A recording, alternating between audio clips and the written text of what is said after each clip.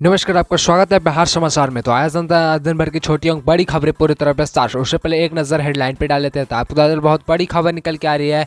कुडनी में वोटिंग के दिन लालू यादव का किडनी ट्रांसप्लांट, तेजस्वी सिंगापुर गए, जानिए पूरी खबर विस्तार। वहीं आपको बता दें, मुकेश सहनी का दावा, कुडनी में वीआईपी की जीत तय, कहा कीचड़ साफ करने के लिए कीचड़ में उतरना होगा, जानिए पूरी खबर विस्तार से। वहीं आपको बता दें, किसकी होगी कुडनी में जीत, वीवीआईपी एआईएम बिगाड़ेगी खेल, जदयू बीजेपी में कौन पड़ेगा किस पर भारी, जानिए पूरी खबर विस्तार से। वहीं आपको बता दें, नीतीश कुमार को संन्यास लेना चाहिए, मुख्यमंत्री का हर जगह विरोध हो रहा है क्योंकि शराब से लोग मर रहे हैं, जानिए पूरे खबर विस्तार से। वहीं आपको बता दें, बहुत बड़ी खबर निकल के आ रही है।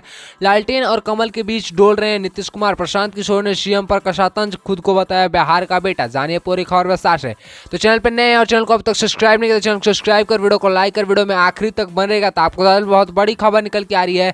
तो ये खबर निकल के आ रही है, कुडनी में वोटिंग के दिन लालू यादव का किडनी ट्रांसप्लांट होना है। तेजस्वी यादव सिंगापुर गए हैं। आरजेडी सुप्रीम लालू प्रसाद यादव की किडनी ट्रांसप्लांट सोमवार 5 दिसंबर को होगा। इसी दिन मुजफ्फरपुर जिले की कुडनी विधानसभा सीट पर उपचुनाव के लिए वोटिंग होनी है। बिहार के डिप्टी सीएम तेजस्वी यादव शनिवार को सिंगापुर पहुंच गए हैं। खबर है कि लालू के करीबी आरजेडी नेता भोला यादव भी उनके साथ सिंगापुर गए हैं। तेजस्वी ने कुडनी की चुनावी रैली में जनता को संबोधित करते हुए कहा कि अगर महागठबंधन की जीत होती है तो उनके पिता ऐसे ही स्वस्थ हो जाएंगे। लालू यादव पिछले महीने दिल्ली से सिंगापुर चले गए थे।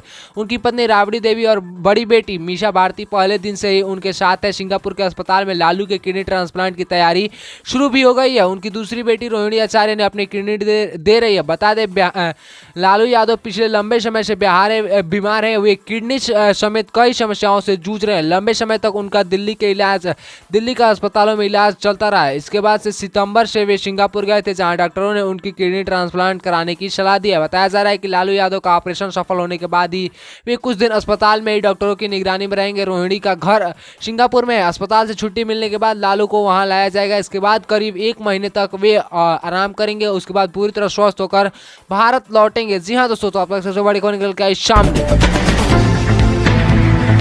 बहुत बड़ी खबर निकल के आ रही है। मुकेश सहनी का दावा, कुडनी में वीआईपी की जीत तय, कहा कीचड़ साफ करने के लिए कीचड़ में उतरना होगा। कुडनी विधानसभा उपचुनाव के लिए सोमवार को वोट डाले जाएंगे। उससे पहले विकासशील इंसान पार्टी वीआईपी के प्रमुख और पूर्व मंत्री मुकेश सहनी ने अपनी पार्टी की जीत का दावा किया। उन्होंने कहा कि कीचड़ समाप्त करने के लिए कीचड़ में उतरना पड़ेगा। सहनी ने कहा कि कुडनी उपचुनाव मात्र एक चुनाव नहीं है, बल्कि इस पर उपचुनाव का परिणाम यह साबित है कि अब राजनीति में सत्ता और धन नहीं, बल्कि जनता का हक और उनके विकास की बातें करने वालों की जनता साथ देगी। उन्होंने कहा कि वीआईपी ने कुडनी से स्थानीय और जन सेवा के प्रति समर्पित युवाओं को टिकट देकर चुनावी मैदान में उतारा है। लोकतंत्र में जनता ही मालिक है। कुडनी की जनता से आग्रह करते हुए कहा कि सहनी ने कहा कि अपना वोट ऐसे व्यक्ति को दें जो आपके बीच का हो और अपनी जन्मभूमि की सेवा कर उसकी प्राथमिकता हो। उन्होंने दावा करते हुए कहा कि वीआईपी की सभा और रोड शो में मिले अपार समर्थन को देखते हुए यह तय है कि यहाँ के लोगों ने वीआईपी को वोट देकर वीआईपी उम्मीदवार नीलाव कुमार को जिताने का संकल्प ले लिया है।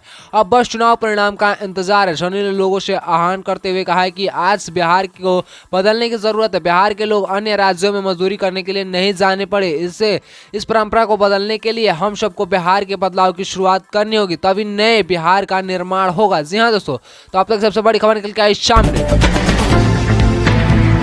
वहीं आपको बता दें, बहुत बड़ी खबर निकल के आ रही है। नीतीश कुमार को संन्यास लेना चाहिए, मुख्यमंत्री का हर जगह विरोध हो रहा है क्योंकि शराब से लोग मर रहे हैं। बिहार के बेगूसराय में सांसद सह केंद्रीय मंत्री गिरिराज सिंह ने एक बार फिर से सीएम नीतीश कुमार पर जमकर हमला बोला। उन्होंने कहा कि नीतीश कुमार की विश्वसनीय कम हो गई है। हर जगह उनका विरोध हो रहा है। लोग काले झंडे दिखा रहे हैं। शराबबंदी फेल हो गई है।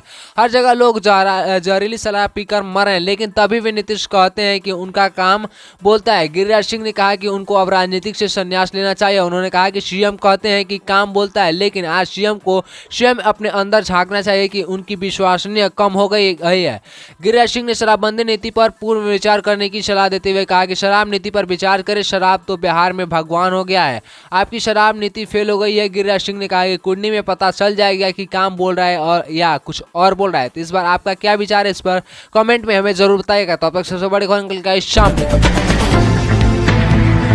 वहीं आपको बता दें बहुत बड़ी खबर निकल के आ रही है, किसकी होगी कुंडली वीआईपी एआईएम बिगाड़ेगी खेल, जदयू बीजेपी में कौन पड़ेगा किस पर भारी, जानिए पूरी खबर विस्तार से।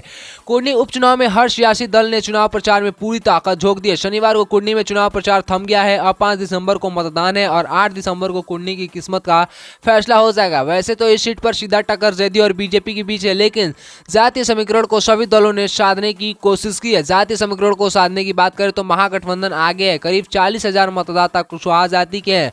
वह ईवीएम फैक्टर में भी महागठबंधन के साथ नजर आ रहे हैं। ऐसे में अगर इन तीनों समुदाय के वोट महागठबंधन की झोली में गए तो जो जीतेगा तो जीत बेहद आसान हो जाएगी। मुकेश कुशवाहा महागठबंधन के प्रत्याशी है। ऐसे वहीं अगर बीजेपी की करे तो बात करें तो सर्वे के 45,000, वैश्यों के 31,000 और प्रश्वान के 33,000 वोट है।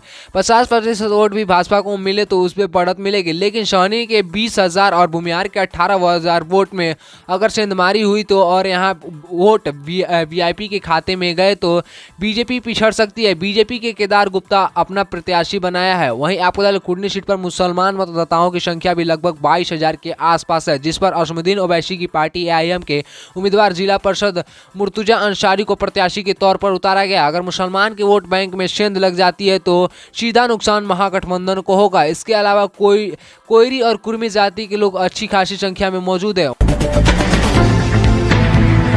बहुत बड़ी खबर निकल के आ रही है, लालटेन और कमल के बीच डोल रहे हैं नीतीश कुमार। प्रशांत किशोर ने सीएम नीतीश पर तंज खुद को बताया बिहार का बेटा। चुनावी रणनीतिकार प्रशांत किशोर ने बिहार के मुख्यमंत्री नीतीश कुमार पर एक बार फिर से निशाना साधा। बिहार की राजनीति में अपना पहचान बनाने में जुटे प्रशांत किशोर ने कहा कि नीतीश कुमार लालटेन और कमल के बीच डोल रहे हैं। अपनी जन स्वराज पद यात्रा के दौरान बिहार के पूर्वी चंपारण के कुदरकंट पंचायत के धरपड़ा गांव में जनसभा को संबोधित करते हुए प्रशांत किशोर ने कहा कि नेताओं ने बिहार को ऐसा बना दिया है कि लोग हिंदू, मुस्लिम और उम्मीदवार की जाति देखकर वोट देते हैं।